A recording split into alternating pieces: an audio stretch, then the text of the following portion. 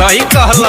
अरे पूरा भइल सब यारा मनवा रे, देवी माई दिहली सजनवा रे। अब सूरज देव के धरे ले ध्यानवा रे। अरे तो अब का चाहिए, गाड़ी घोड़ा वाला बर मिलिए गइल आ 3 मंजिला घर मिलिए गइल, अब का? अरे वो हम बताते हैं। हदी है छठी माई गोदी में लाला नवा रे, छठ करतिया देख मुस्कानवा रे। दी है छठी माई गोदी में लाला नवा रे, छठ करतिया देख मुस्कानवा रे। अच्छा तो ई बात बा। हाँ तो का करो बेचारी, केकरा लगे जाओ, माइये से नु मांगी। Vikas Riga Sitamarhi presented by lovely film production. दी है छठी माई गोदी में लाला नवा रे, छठ करतिया देख मुस्कानवा रे, छठ करतिया देख मुस्कानवा रे। 3 दिन से बिया भूखल रे, होठ झुराइल मुँह सूखल रे। ओहो बॉबी के बड़ी दासा हो गइल बना।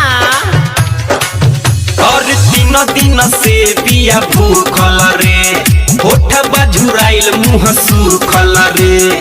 कबले दर्शन दीहे आदित्य मलयास में बिया रुकल रे। घाट पर से ना जाई रे, जबले आशीष न पाई रे। बिया ठनले भूखे भल ही निकल जाए जानवा रे।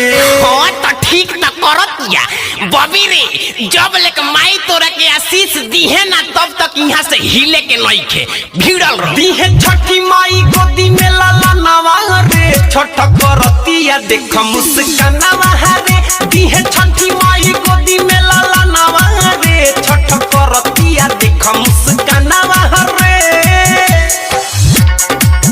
दीहे छठी माई गोदी में लाला नवा रे, छठ करतिया देख मुस्कानवा रे। Presented by lovely film Production. आप सुन रहे हैं अमित पटेल की आवाज में। सब कुछ करा पास बाहो, एक ही गोलाल के आस बाहो। अरे तो वो मिली, एमे चिंता के का बात बा। और सब कुछ करा पास बाहो, एक ही गोलाल के आस बाहो। कबले सपना पूरा होई, सोच के मनवा उदास बाहो।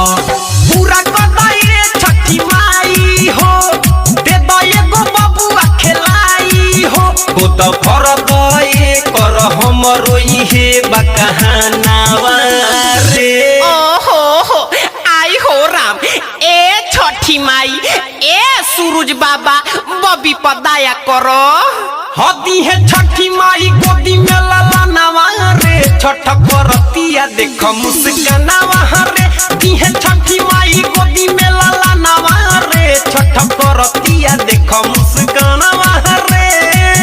अरे पूरा भइल सब यारा मनवा रे, देवी माई दिहली सजनवा रे।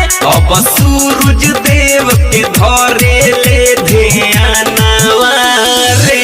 अरे वाह, हो देखो माई के आशीष भइल, हो ते दिया देखो जर गइल। अब बॉबी सच्चा मन से पूजा कइलस, गो देकर भर गइल जी। हदी है छठी माई गोदी में लाला नवा रे, छठ करतिया देख मुस्कानवा रे। दी है छठी माई गोदी में लाला नवा रे, छठ करतिया देख मुस्कानवा।